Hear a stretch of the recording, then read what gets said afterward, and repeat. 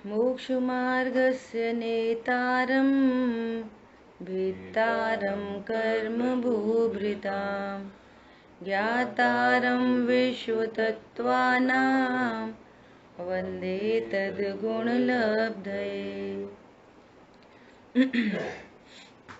अपना अध्याय नंबर 1 सूत्र नंबर 32 पर अपनी चर्चा चल रही है। और कल अपन ने देखा कि ये जो 3 विपरीतताएं हैं, इन 3 विपरीतताओं का अभाव कैसे हो, अपने को किस रूप से जाने तो ये तीनों विपरीतताएं मिट जाएंगी, है ना। इस बात को फोकस करते हुए यहाँ पर अब तक के लिए इतनी पूरी चर्चा आई। अभी देखो, अब विपर्य भी 2 प्रकार का है। विपर्य 2 प्रकार का है, सहज और आहार्य। क्या है ये सहज और आहार्य?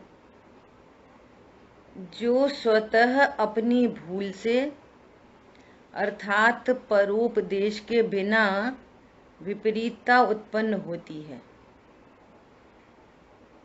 अनादि से तो सहज ही चल रहा है ये मिथ्यात्व। तीनों प्रकार की विपरीतता अनादि काल से सहज पर नहीं चल रही, ये भी सहज ही है ना। और आहार्य मतलब दूसरे के उपदेश से ग्रहण की गई विपरीतता। इसमें जितनी चर्चा करो उतनी थोड़ी है। ये वस्तु स्वरूप जाने बिना हर व्यक्ति एक दूसरे को मिथ्यात्व का ही उपदेश दे रहा है। क्या उपदेश दे रहे हैं एक दूसरे को? तो ये नया नया सीख लेता है यहाँ से। वो लौकिक चीज है, भैया बहुत परेशान है, ऐसा रोग है, तो सब उपदेश देने तैयार हैं। क्या उपदेश देने तैयार हैं? अरे तुम एलोपैथी कराओ, होम्योपैथी कराओ, आयुर्वेद कराओ, नेचुरोपैथी कराओ, शरीर का रोग पैथियों से मिट जाता है। ये सब यहाँ से नया ग्रहण कर रहा है। कोई बच्चा जन्मा तो वो अनादि से तो ये संस्कार लेके आया है कि मैं शरीर हूं, और यहाँ पर हम तुमने परिचय करा दिया, ये मम्मी है, ये पापा है। ये उसने यहाँ से सीखा। किसी और को बता दो मम्मी पापा, तो उसको कहने लगेगा मम्मी पापा। घर में ऐसा कोई कहते बड़ी मम्मी बड़े पापा, तो उनको बड़ी मम्मी बड़े पापा बोलता है। भैया पढ़ोगे लिखोगे बनोगे नवाब, तो उसको ये समझ में आ जाती है कि अगर हम बहुत पढ़ेंगे लिखेंगे, देखो वो डॉक्टर, देखो वो इंजीनियर, हम बहुत पढ़ेंगे लिखेंगे तो नवाब बन जाएंगे, और नहीं तो गंवार बने रहेंगे। कौन पूछता है गंवारों को? बिना धनवान को कौन पूछता है? तो ये हमने ही अपने बच्चे को सिखा दिया। ये तो एकदम लौकिक भार का ले लो हर बात का। सुखी कैसे होते? भाई कोई गाड़ी हो बंगला हो तो सुखी होते। ये इसने विपरीतताएं ग्रहण की, नई सीखी, पर उपदेश से सीख ली। ठीक है, अब इधर आ जाओ, थोड़ा धर्म क्षेत्र में आ जाओ। तो क्या कह रहे हैं? धर्म क्षेत्र में किसी को बोलो, अभी की लेटेस्ट घटना बता रहे, थोड़े दिन पहले की। अभी एक दिन कहीं विधान में जाना था ना, जब रास्ते में अपन ने तत्व चर्चा की थी, तो वहां पहुंचे तो जैसी एंट्री हुई ना, तो एंट्री होते से ही एक दो लोग आपस में मस्ती से बोलने लग गए। क्या बोलने लग गए? आ गया विरोधी दल, विरोधी पार्टी आ गई। आपसे नहीं बोला, हम बता रहे, मस्ती मजाक थी, हालांकि वो कुछ ऐसा नहीं था। वो खुद ही बता रहा हमें कि आप चाची आपकी एंट्री हुई तो हम लोग आपस में ऐसे बोल रहे, कोई लड़ाई झगड़े से नहीं है, ऐसे ही। कैसे? अब वहां पे पंडित जी ने कपूर जलाया, वहां पे पंडित जी ने वो कुंड बना दिए, वहां पे उनने वो रख दिए, सब अग्नि जलाने लगे। तो अपने को तो निषेध करना ही था, तो ये एंगल था। तो अब वो सिखा रहा है, वो सिखा रहा है, देखो अग्नि जलाने से ऐसा होता है, ऐसा होता है, घर में ये दूर हो जाता, फलाना ठिकाना। तो थोड़ी सी ऐसे संभाल के बात करने लगे, देखो देखो हम तो अग्नि जलवाते हैं, तो इसकी कपूर की जलवाते हैं, और हम तो धुआं करते हैं, सो उसका करते हैं, किसका? नारियल के बुरादे का। नारियल के ऊपर के छील चटक बनाते हैं ना, ऊपर का छील देते हैं, उससे सुहा करवाते हैं। हम धूप वगैरह नहीं लेते, धूप में जीभ पड़ जाते हैं। तो ऐसा अपना पक्ष रख रहे पूरी तरह से। जब उनने पक्ष रखा तब अपन बोले कि भैया ये अग्नि जो जला रहे, ये तो स्वयं ही अग्नि का एक जीव है। जो जला रहे बला रहे वो तो ठीक है, ये तो स्वयं ही अग्नि का एक है, नंबर 1। तो उनका कुतर क्या आएगा? घर में नहीं जलाते क्या अग्नि? रोटी नहीं बनाते क्या? भैया वो तो अशक्य अनुष्ठान है, क्या करें? धर्म के नाम पर हिंसा। और फिर इससे लाभ होगा, ये घनघोर मिथ्यात्व, इससे लाभ होगा। तो ये कहां से सीखा जा रहा है? ये नया ग्रहण किया जा रहा है, ये है आहार। पॉइंट समझ में आ गया? जितनी भी धर्म के बारे में विपरीतताएं, जितनी भी विपरीतता धर्म के बारे में, वो ये सब यहां से सुन सुन के हो रहा है। ऐसे लगा लेना सारी क्रियाओं में। ये निर्वाण लाड़ू चढ़ाया जाता है, तो वो वास्तव में अभी संजीव जी का प्रवचन था मंगलायतन में, उस डेट का सुन लेना, दिवाली के दिन वाला संजीव जी का प्रवचन निकाल लेना, यूट्यूब से सुन लेना। भैया अपने यहाँ ये लाड़ू वाड़ू चढ़ाने की कोई प्रथा है ही नहीं, न उससे कुछ लाभ हो रहा, कोई लाभ नहीं हो रहा उससे। और फिर उसके बदले फिर चीनी के, हम अपन इस विस्तार में जाएंगे ना तो 50 गलतियां निकल आएंगी। एक सिंपल सोबर भेद विज्ञान का धर्म है, बाकी उस भेद विज्ञान पूजा आदि की क्रियाओं से हो तो भाई पूजा की क्रिया को एक उपचार से संज्ञा दे दी, स्वाध्याय आदि, बस इतना ही काम है, बाकी वो कोई धर्म नहीं है। तो ये कहां से सीख रहा है? ये इधर से सीख लिया। अच्छा, अब और सूक्ष्मता में जाओ, आहार्य में और सूक्ष्मता से जाओ तो मोक्षमा प्रकाशक जी का 7वां अधिकार इसी पॉइंट के लिए समर्पित है। स्वाध्याय होते हुए भी निश्चयाभास, स्वाध्याय होते हुए उभयाभास, और स्वाध्याय होते हुए व्यवहाराभास, ये तीनों आभास खड़े हैं। ये कहां से आए?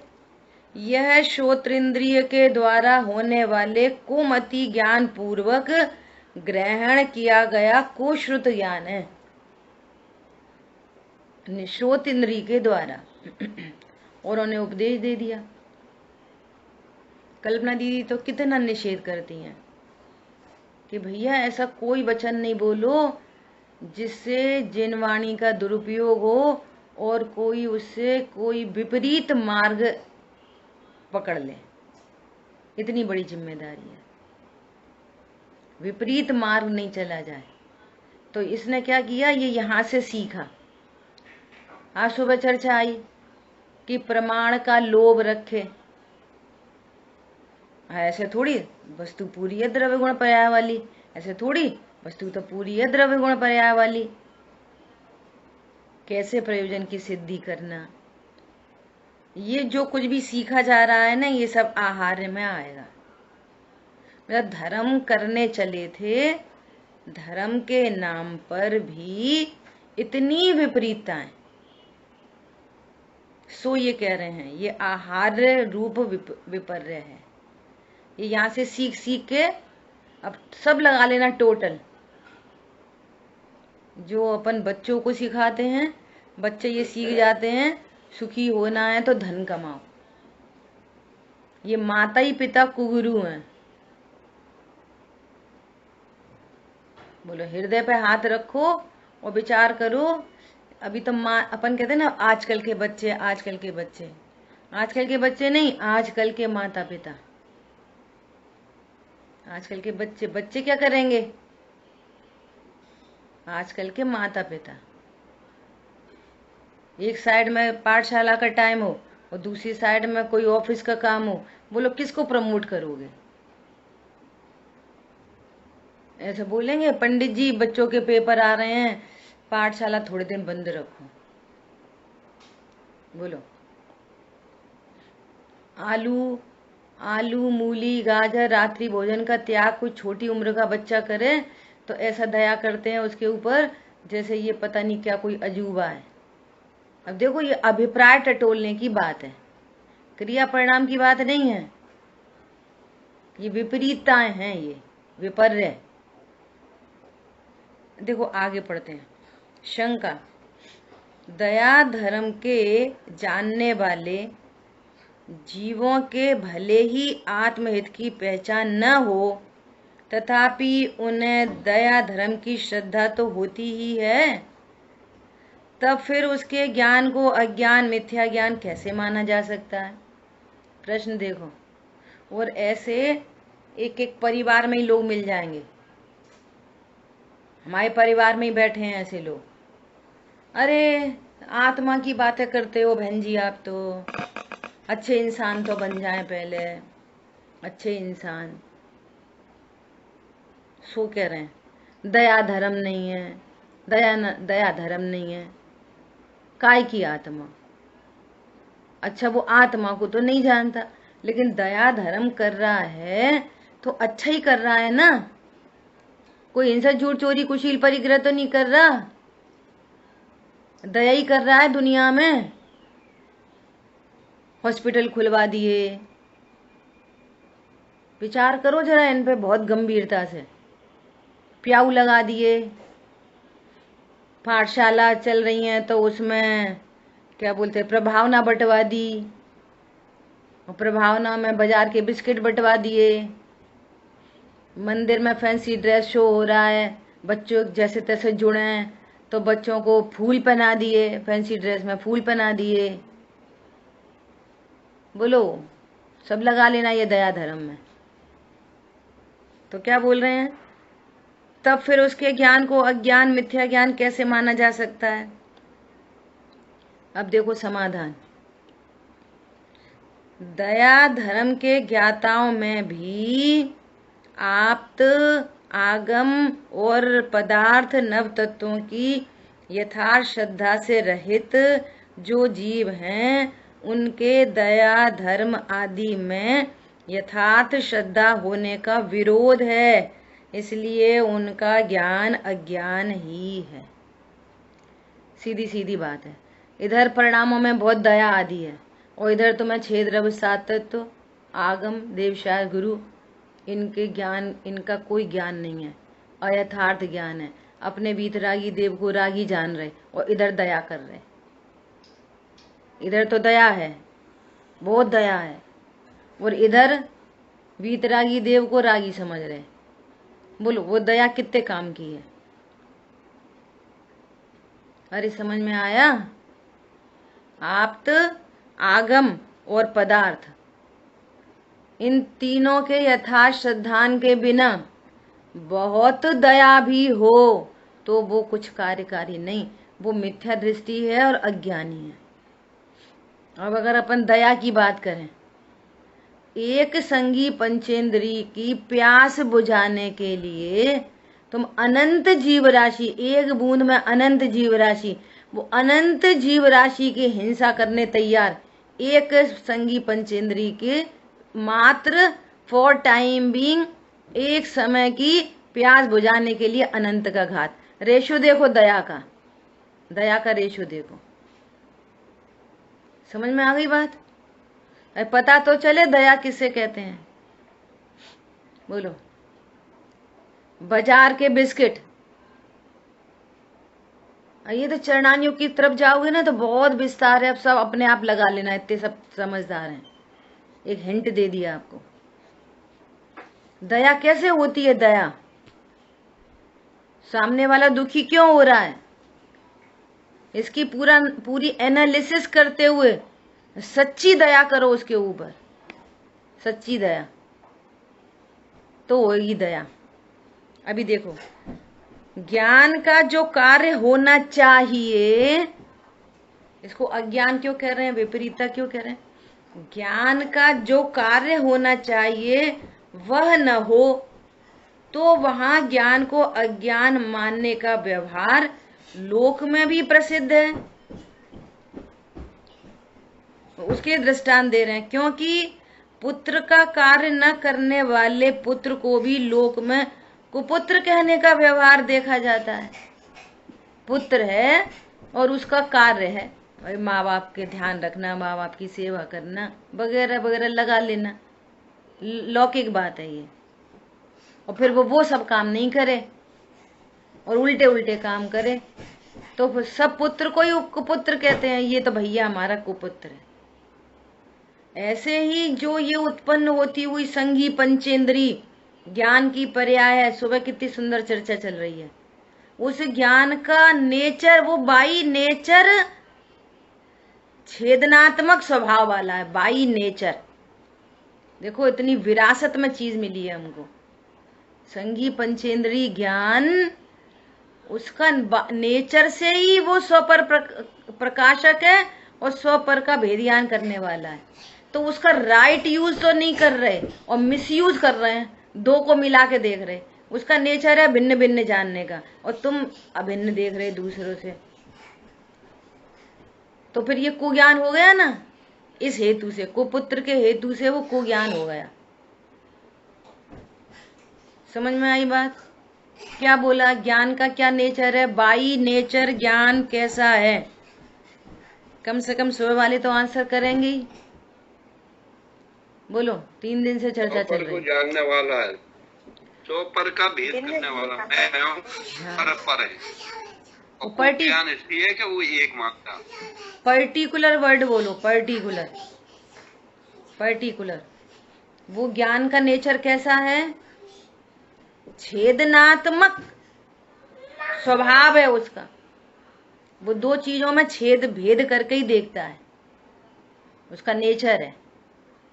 तो नेचर है तो फिर हमें अभी तक भेद ज्ञान क्यों नहीं हुआ? नेचर है तो इसलिए नहीं हुआ कि स्व कौन है ये नहीं जाना। भेद तो करता है, मेरा शरीर तुम्हारा शरीर, मेरे कपड़े तुम्हारे कपड़े, मेरा घर तुम्हारा घर, मेरे बच्चे, ये पर में ही 2 विभाग कर देता है, पर में ही 2 विभाग, स्व पर, ये पर में 2 विभाग कर रहा है। यहाँ स्व पता चले, भगवान आत्मा मैं जीव वस्तु, तो ये स्व और यहीं पर में भेद ज्ञान हो जाए। भेद ज्ञान करना तो पहले से ही आता है, लेकिन स्व का पता नहीं है, किस स्व के बीच में भेद ज्ञान करना है। देखो आगे कह रहे हैं, इसी बात को यहाँ प्रसिद्ध कर रहे हैं जो सुबह बात चल रही है। देखो हर जगह जिनवाणी में एक ही बात लिखी होती है। देखो क्या कह रहे हैं, शंका, ज्ञान का कार्य क्या है? अज्ञानी हो, सम्यक ज्ञानी हो, भगवान हो, केवल ज्ञानी हो, एनीबॉडी, ज्ञान का कार्य क्या है? जाने हुए पदार्थ की श्रद्धा करना। देखो श्रद्धा तरफ से कह रहे हैं, जाने हुए पदार्थ की श्रद्धा करना। ये श्रद्धा की विवक्षा से बात हो गई है ना। ये ज्ञान का कार्य है, ज्ञान का यही नेचर है। ऐसे ज्ञान का कार्य मिथ्या दृष्टि जीव में नहीं होता। और लगा लो बहुत सारी बातें, उपयोग। ज्ञान की रुचि नहीं है और पूरे विश्व की रुचि है। जो विराधक ज्ञान का वह डूबता मझधार है। तो कल का प्रश्न याद आ गया। अजय भैया हैं? कल प्रश्न आया, कल जो प्रीति ने बात बोली थी, क्या बात बोली थी? संघी पंचेंद्रीपना मिलना, ये किसका कार्य है? ये पुण्य का कार्य है। शुभ भाव के फल में संगी पंचेंद्रीपना मिलता है। क्यों? कर्म के क्षयोपशम का वो बोला, कर्म के क्षयोपशम में जो है पुण्य या पाप। क्षयोपशम में पुण्य पाप नहीं होता, आपस में निमित्त नैमित्तिक संबंध होता है। जो विराधक, यहाँ से मेरे को याद आ गया कल का प्रश्न, क्या?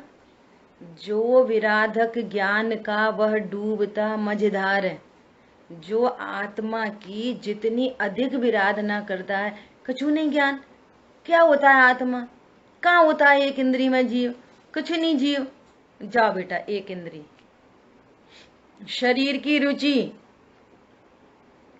इवन देव शास्त्र गुरु की रुचि, इवन दया दान पूजा पाठ की रुचि, तीर्थ यात्रा की रुचि और आत्मा की अरुचि। क्या बोला? ये अपने ऊपर अनंत क्रोध है, अनंतानुबंधी क्रोध। और जिस जीव को जितनी अधिक कषाय होती है, जितनी अधिक तीव्र कषाय, देखो फिर से समझना, मंद कषाय और तीव्र कषाय, बहुत इंपॉर्टेंट बात है, सब ध्यान से सुनना। मंद कषाय और तीव्र कषाय, ठीक है? तो ये मंद कषाय और तीव्र कषाय का भेद अघाती कर्मों में पड़ता है। तीव्र कषाय होगी तो अघाती कर्मों में जो आयु नाम गोत्र वेदनी है ना, इनमें सब उल्टे उल्टे बंधेंगे। वेदनी में असाता बंधेगी, गोत्र में नीच गोत्र बंधेगा, आयु में मनुष्य आयु अधिक होए तो कमई, वो गर्भ में आते आते मर जाए, एक दिन में ही रह के मर जाए, 6 महीने का होके मर जाए, अल्प आयु लेके पैदा होएगा, है ना? और क्या बचा? नाम कर्म, सुंदर असुंदर शरीर मिलेगा, अस्थिर आदि प्रकृति रोग आदि मिलेंगे। ये अशुभ भाव के फल में जो अघाती कर्म बंधेगा वो पाप रूप बंधेगा। अघाती कर्म, अभी घाती की बात नहीं कर रहे अपन, ज्ञानावर्णी घाती कर्म है। पॉइंट समझ में आया? और शुभ परिणाम होएगा तो, शुभ परिणाम होगा तो शुभ परिणाम होने पर असाता के बदले साता बंधेगी, उच्च गोत्र मिलेगा, अच्छा शरीर मिलेगा, सुंदर शरीर मिलेगा, निरोगी शरीर मिलेगा, अच्छी आयु मिलेगी। और नरक आदि में चला गया तो अल्प आयु मिले। उल्टी उल्टी चाहिए ना, नरक आयु में कदाचित चला गया तो कम आयु मिले, और अच्छी जगह चला गया तो अधिक आयु मिले। ऐसा भी वहां पर वेरिएशन समझ लेना। अपन स्थूल मोटा मोटी इतनी बात कर रहे। अब बात आ जाओ घाती कर्मों में। घाती कर्मों में भेद ज्ञान से रहित जीव या सब जगह घाती कर्मों में शुभ परिणाम से भी बंद और अशुभ परिणाम से भी बंद। दोनों केस में घाती कर्मों में तो बंद ही होता है। इस समय अपन स्वाध्याय कर रहे और तत्व ज्ञान से रहित है कोई जीव, तो उसको घाती कर्म का अभी बंद हो रहा है। अभी स्वाध्याय होते होते, दया होते होते, दान होते होते, पूजा होते होते,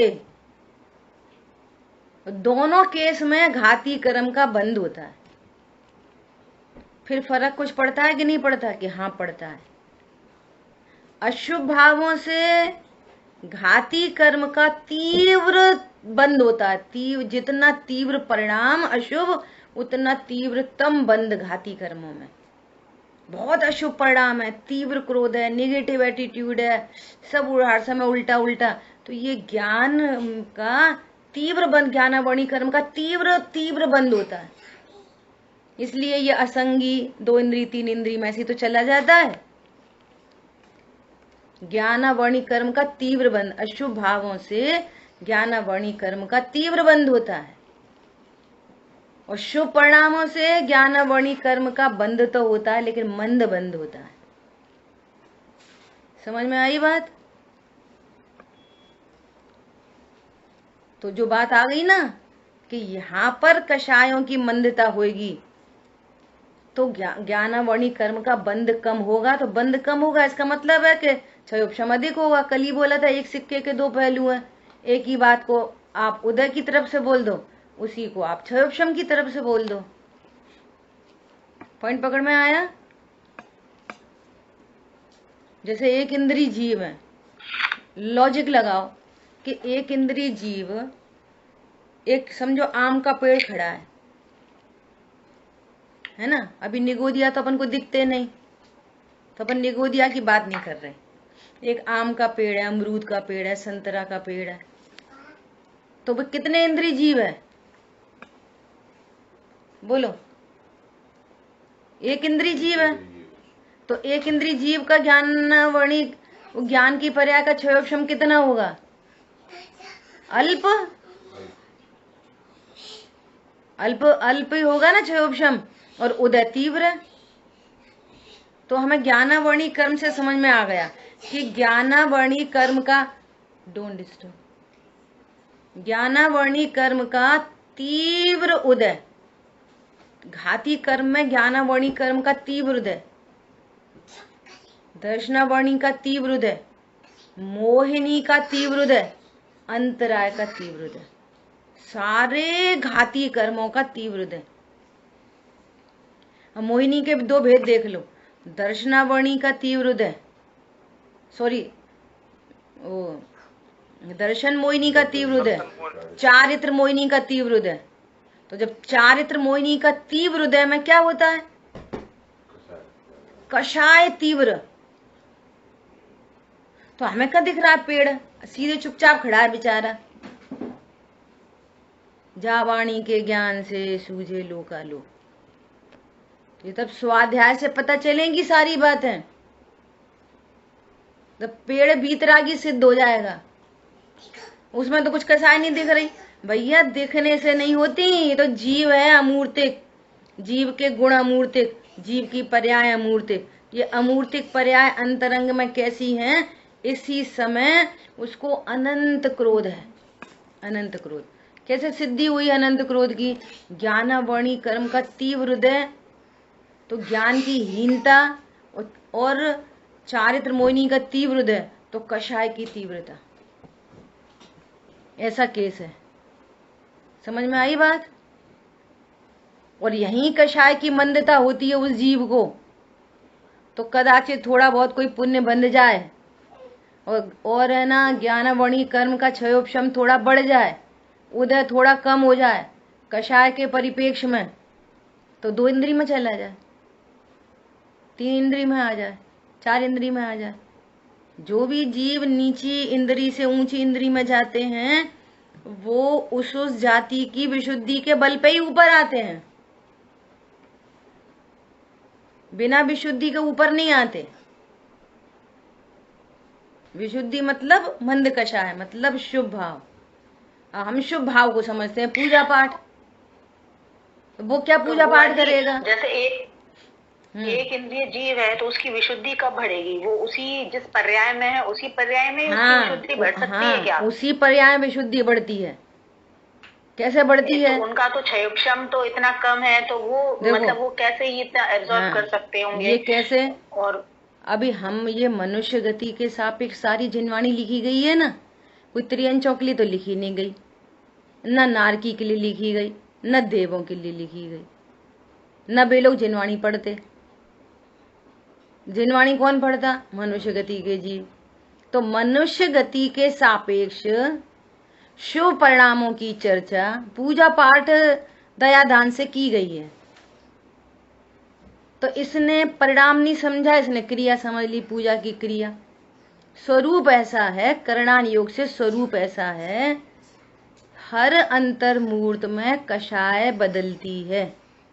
कभी ऐसा नहीं होता कि तुमको पूरा दिन किसी जीव को ऐसा नहीं होता कि पूरा दिन तीव्र कषाय में रहे।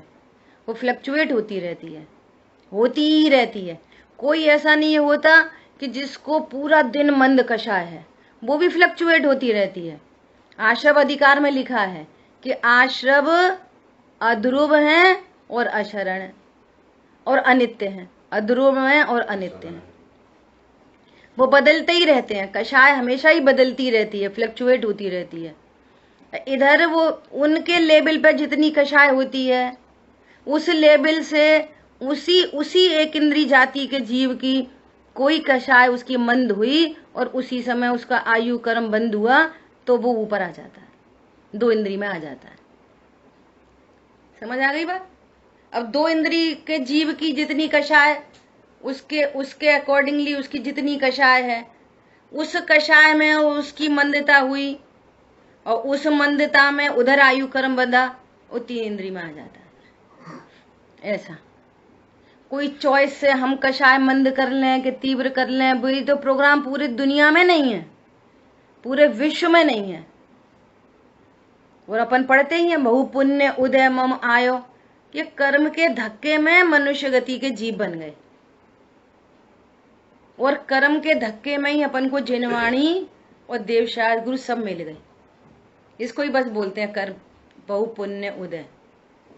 बस तो जैसे 1 इंद्री 2 इंद्री में चला गया, ऐसे कोई असंगी संगी में आ गया, कोई जैन कुल में आ गया। अब जैन कुल में आके भी क्या करा, यहाँ पे भी तीव्र कषाय मंद कषाय चली रही है होल लाइफ, और उसी में कहीं किसी का बंद हो गया तो वो चला गया कोई अन्य गतियों में। अब ये वो स्टेशन है कि जहां पर हम सर्व गतियों का अभाव कर सकते हैं। ज्ञानावर्णी जो घाती कर्म है, ज्ञानावर्णी, दर्शनावर्णी, मोहिनी और अंतरा, इन कर्मों का अभाव ये तो शुभ परिणाम से भी बनते और अशुभ से भी बंधते, दोनों से दर्शन मोहिनी चारित्र मोहिनी बंध रहा है। और अघाती कर्म से तो जीव को कोई हानि लाभ फायदा होता ही नहीं है। क्या बोला? जीव का घातक है घाती कर्म, जो सुख प्रकट नहीं होने देता। उधर नीच गोत्रो और भेद ज्ञान करे तो सुख प्रकट हो जाता है। सुंदर शरीर हो असुंदर शरीर हो, भेद ज्ञान करे सुख प्रकट होता है। सुंदर शरीर कोई सुख का कारण नहीं है, बहुत धन पैसा सुख का कारण नहीं है, ये तो सारे आघाती के कार्यक्रम है। और हर शुभ अशुभ हर परिणाम से घाती कर्म बनता है। और जीव जो संसार में परिभ्रमण कर रहा है वो घाती कर्मों के कारण कर रहा है। भूल आपको भ्रमतिवादी, अशुभ भावों से भ्रमण नहीं कर रहा, शुभ परिणाम से भी भ्रमण हो रहा है। समझ में आ रही है बात? नहीं आ रही? दोनों परिणामों से भ्रमण हो रहा है। तो हे प्रभु, ये घाती कर्म का अभाव कैसे हो? तो उसका सिर्फ एक कार्यक्रम है, भेद विज्ञान। घाती कर्मों का अभाव एकमात्र भेद ज्ञान से होता है। टोडरमल जी ने लिखा अनंतादि से प्रयोजन की सिद्धि, ये पूरी चर्चा वहां पे आई है। पहले ही अधिकार में दूसरे तीसरे पेज पे है, स्टार्टिंग में ये चर्चा है, अनंत आदि से प्रयोजन की सिद्धि। वे वीतरागी हैं भगवान, वे सर्वज्ञ और वीतरागी भगवान हमारी वीतरागता में निमित्त पड़ते हैं। उनसे ही हम भेद ज्ञान की विधि सीख सकते हैं। इसलिए वे हमारे पारमार्थिक कार्य में प्रयोजन भूत है। उनसे हमारे जो घाती कर्मों का अभाव हो, इस प्रयोजन की सिद्धि एकमात्र वीतरागी देव शास्त्र गुरु से होती है। इसलिए यहाँ पर कह रहे हैं कि तुम कितनी भी दया आदि पालो, लेकिन तुम्हें आगम आप्त और पदार्थ का ज्ञान नहीं है, तो तुम्हारी दया से भी ज्ञानावर्णी कर्म, दर्शनावर्णी, मोहिनी, अंतरा, घाती कर्मों का बंद हो रहा है। समझ आ गई बात? ये पूरा पूरा स्वरूप समझने जैसा है। घाती कर्म पाप रूप। हाँ, वे सब पाप रूप ही होते हैं। घाती कर्म में तो पुण्य रूप कोई है ही नहीं ऐसा। अच्छा, उधर शुभ परिणामों से अघाती में कोई लाभ होता है? हाँ, अघाती में ये लाभ हो सकता है कि शुभ भावों से वापस देवसाग रूप मिल जाए, अच्छी आयु मिल जाए, स्वस्थ शरीर मिल जाए जिसे तुम आराधना कर सको। ये शुभ भावों का भार के संयोग अनुकूल प्राप्त हो जाएंगे, जो आपको इधर पॉजिटिविटी में निमित्त बन सकते हैं। लेकिन मिल गए ना सब अनुकूल निमित्त, तो अब तुम्हारा खुद का ही काम अधूरा रह गया। समझ आ गई बात? और उधर अशुभ भावों से देवशागुरु छूट जाएंगे। बहुत दुर्लभ है देवशागुरु का मिलना। ये मनुष्य पर्याय छूट जाएगी। मनुष्य तो बन जाओगे, मुसलमान में पैदा हो जाओगे, नीच कुल में पैदा हो जाओगे। देखो आप, कितना नहीं लगता? सुबह सड़क पे झाड़ने वाले कितने लोग दिखते हैं, बोलो। गंदगी उठाते हैं, गोबर उठाते हैं, कुत्ते की पोटी उठाते हैं, वे भी तो मनुष्य पर्याय में हैं।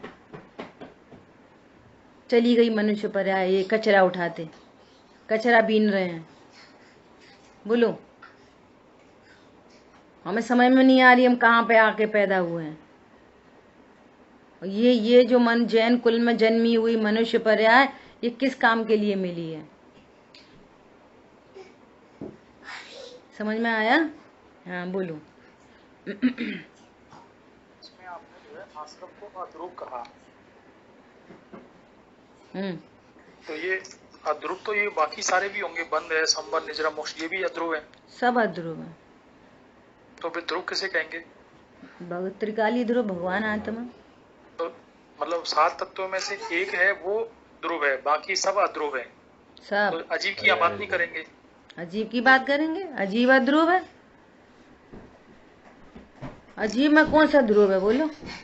अजीब में जो पुद्गल द्रव्य है ना, वो द्रव्य तो ध्रुव है। पुद्गल द्रव्य ध्रुव है, सुनना। ध्रुव है, स्कंद रूप, उसकी भी पर्याय। अच्छा, अब हमारे जो राग द्वेष चलते हैं, वो पुद्गल द्रव्य को देख के थोड़ी चलते हैं। उसको तो हम जान ही नहीं सकते। एक शुद्ध पुद्गल परमाणु तो हमारे ज्ञान का ही विषय नहीं है। और हमारे ज्ञान में जो विषय बनते हैं वे सब पुद्गल की पर्याय बनती हैं। तो पर्यायों से ही राग द्वेष करता है। तो वो कहते हैं कि भैया वो पुद्गल भी अध्रुव है। पॉइंट समझ में आया? शुद्ध पुद्गल परमाणु तो ध्रुव है। धर्म अधर्म आकाश काल सब ध्रुव है, और सबकी पर्याय अध्रुव है। और पुद्गल, शुद्ध पुद्गल परमाणु हमारे ज्ञान का विषय नहीं है। हमें जो कुछ भी ये खुली हुई आंखों से जो दिखाई दे रहा है, सब कुछ पुद्गल की वर्ण गुण की पर्याय, स्कंद की, पुद्गल की नहीं, स्कंद की वर्ण गुण की पर्याय और स्कंद की व्यंजन पर्याय। दो ही चीजें दिख रही हैं हमें चारों तरफ। या तो कलर दिखाई दे रहा है या आकार दिख रहा है। इसके अलावा आंखों से और क्या दिख रहा है, बोलो? आंखों से पूरी दुनिया में आंख उठा के देख लो, क्या दिख रहा है आंखों से? पुद्गल के स्कंद की विभाव व्यंजन पर्याय और वर्ण गुण की विभाव पर्याय, कोई कलर, बस यही दो दिख रहा है। इसी पर ही जीता है। अब ये अध्रुव है। ये क्या है? ये ध्रुव है। वो आकार ध्रुव है, बदल जाएगा। और बदलती तो पर्याय है, और हम कहते हैं टूट गया। बदलती तो पर्याय है परिणमन, हम कह रहे हैं अनिष्ट है। वो उसका परिणमन है, उसका वो स्वामी है, हमारे अनुसार उसमें कुछ नहीं होता। ये कहता है संभाल कर रखो, खराब कर रखो, ऐसा कर दिया वैसा कर दिया। अनंत राग द्वेष है। स्वरूप समझा जाए तो राग द्वेष की उत्पत्ति का कोई कॉलम बचता नहीं है। उत्पन्न नहीं हो सकते राग द्वेष। जितने उत्पन्न हो रहे हैं वो या तो स्वरूप की अज्ञानता के कारण और या फिर सम्यक दृष्टि भी हो गया तो फिर परलक्ष्य के कारण जितना शेष परलक्ष्य बचा है उतना शेष रह गया, बस शुभ क्रम से मिट जाता है। स्वरूप समझने पर राग द्वेष के लिए कोई गली नहीं है ही नहीं। आ रही बात समझ में? देखो थोड़ा सा पढ़ते हैं, समाधान हुआ आपको सबको? अजय भैया देखो, ज्ञान का काम क्या है? ये संगी पंचेंद्रिय ज्ञान काय के लिए मिला है? बोलो।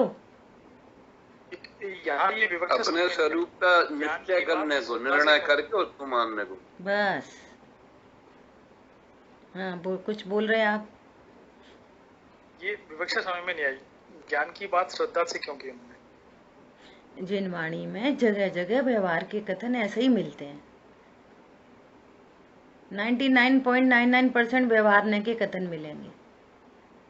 सोच में कुछ परेशान होने की बात नहीं।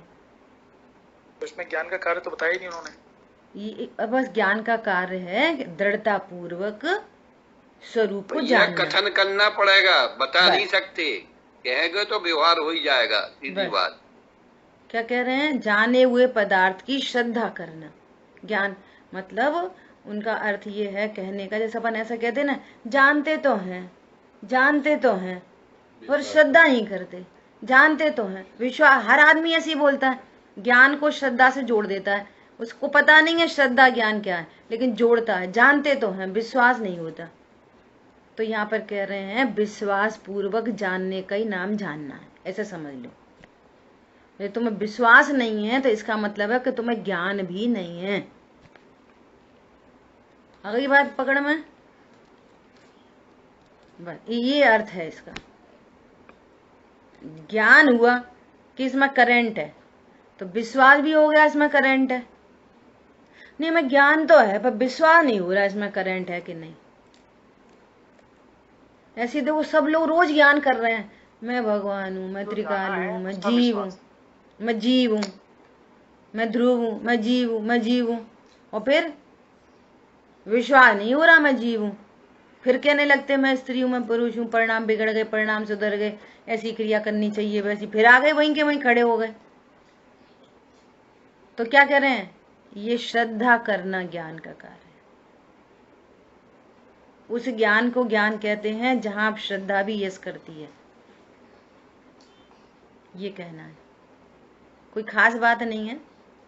हाँ बोलो। ऐसे ज्ञान का कार्य मिथ्या दृष्टि जीव में नहीं होता। देखो तभी तो कह रहे 11 अंग 9 पूर्व का पाठी, उसको ज्ञान नहीं था। तो इस परिभाषा से हाँ ज्ञान नहीं था, ज्ञान ने अपना काम ही नहीं किया। जो उसको ये विश्वास होना चाहिए था कि मैं आत्मा हूं, सो कहाँ हुआ। और पढ़ रहा है 11 अंग 9 पूर्व। क्या होता है 11 अंग 9 पूर्व? अभी तो वो इतना ज्ञान ही नहीं बचा, आचार्यों के पास भी इतना ज्ञान नहीं बचा। कुंद आचार्य भगवान को भी एक अंग के एक अंश का ज्ञान था, ये समय प्राप्त जो उन्होंने लिखा है। आज तो वो ज्ञान ही नहीं बचा, लेकिन अल्प ज्ञान है और इस विश्वास सहित है कि मैं आत्मा हूं। तुष्मास भिन्नम का ज्ञान हो गया और मैं आत्मा हूं, मैं हो गया काम। ये ज्ञान को जानकारी से ज्ञान समझता है। बहुत ग्रंथों का स्वाध्याय हो तो ज्ञान।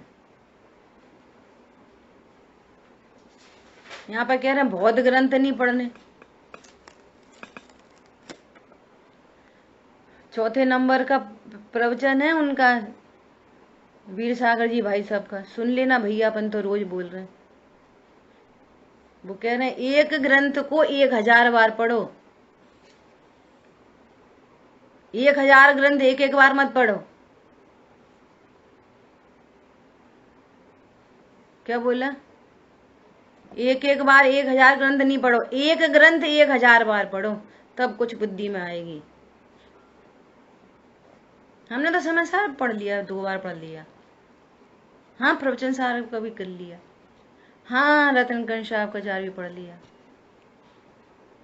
अगर तूने पढ़ डाला और ये विश्वास ही नहीं आया कि मैं आत्मा हूं, तो इस ज्ञान को यहाँ ज्ञान ही नहीं कहते, ये कहना है। ऐसे ज्ञान का कार्य मिथ्या दृष्टि जीव में नहीं होता। वो शास्त्र स्वाध्याय तो करता है, परंतु ऐसा ज्ञान नहीं होता कि जो त्रिकाली को त्रिकाली जाने, जो सत्यार्थ जाने, परमार्थ जाने, भूतार्थ जाने, शुद्ध जाने, ऐसा नहीं जान सकता, ये कहना है। इसलिए उसके ज्ञान को अज्ञान कहा है। हवाला दिया है श्री धवला पुस्तक 5 पृष्ठ नंबर 100। धवला पुस्तक क्या है, कौन बताएगा? धवला पुस्तक कौन सी है? षट खंडागम जो सबसे पहली बार लिखा जाने वाला ग्रंथ, उसकी टीका। टीका 3। हाँ, उसकी 3 टीका हुई उसकी। 3 नहीं, धवला महाधवला। हाँ, धवला और धवला जो है वो उसके 12 पुस्तक हैं, धवला। और फिर आखिरी खंड है जो महाबंध, उसकी कोई टीका नहीं हुई, तो उसको एज इट इज महाधवला कह दी। कि वीरसेन आचार्य, वो उन्होंने भूत बली आचार्य ने स्वयं ही बहुत डिटेल में लिखा है महाबंध, तो उसकी टीका नहीं हुई, तो उसको एज इट इज महाधवला कह दी। वो जो 5 खंड हैं, उस 5 खंडों पर 16 पुस्तकें हैं। और सबसे पहला जो जीवोत्थान है वो षट खंडागम का, उस अकेले जीवोत्थान की 6 पुस्तकें हैं। तो उनमें 5वीं पुस्तक में ये वाली बात लिखी है। अकेला प्रथम खंड, 6 खंड है ना, तो 6 खंड में सबसे पहला खंड है जीवोत्थान अर्थात जीव स्थान। और जीव स्थान की 6 पुस्तकों में टीका हुई है वीरसेन आचार्य देव के द्वारा। तो जीव स्थान की ये 5वीं पुस्तक में ये वाली बात लिखी है। ठीक है, अब ये देखो कि ये जो अपन टीका पढ़ रहे हैं या आज अपन जो भी ग्रंथ पढ़ रहे हैं, अपने को तो पका पकाया माल मिल गया। उनने टीका कर दी, अब इन्होंने टीका कर दी, इन्होंने कोड कर दी कि देखो ये वाली बात वहां पे लिखी है, ये वाली। अब खोलो पुस्तक, चेक कर लो। हमें तो कुछ भी नहीं करना है, कोई मेहनत ही नहीं करनी। सारी मेहनत अपन से पूर्व आचार्य, अपन से पूर्व ज्ञानी धर्मात्मा सब कर चुके हैं। बिल्कुल रेडी खाना है एकदम। तुम्हें तो बस उठा के ऐसा खाना है अकेला। बोलो, आज वर्ड टू वर्ड प्रवचन आप कल्पना करके देखो, एक प्रवचन को वर्ड टू वर्ड लिख के देखना जरा, कितनी देर लगती है। ये कल ही बात आई थी ना, ये प्रीति बोलती थी कि 15 मिनट की क्लास 20 मिनट की क्लास डलती थी, तो ये ऐसा बोलती थी कि बुआ जी आपकी 20 मिनट की क्लास को सुनने में हमें 1.5 घंटा लगता है। बोले 20 मिनट की क्लास में 1.5 घंटा लगता है, तो 1-1 घंटे के प्रवचन में कितने घंटे लगे होंगे उन लोगों को जिन्होंने वर्ड टू वर्ड आज हमारे सामने पुस्तक छपा दी गुरुदेव जी के प्रवचन की। हम तो कुछ भी नहीं कर रहे, हमारे पास तो सिर्फ समझना बाकी बचा है। सिर्फ हमको समझना है, कोई काम नहीं करना। कल्पना करो कितने महाभाग्यशाली लोग हैं अपन, लेकिन पता लोगों को अपनी सेल्फ एस्टीम नहीं पता। हमें क्या विरासत मिली है इसका होश नहीं है। ऐसी बात है। ठीक है, समय हो गया है, शेष चर्चा अपन आगे करेंगे। जिनवाणी के ज्ञान से सूझे लोकालोक, सुवाणी मस्तक नमो सदा दे तुम दो। बोलिए द्वाशांग मयी जिनवाणी माता की जय हो। जय जिनेंद्र सभी को, जय जिनेंद्र, जय जिनेंद्र सभी को।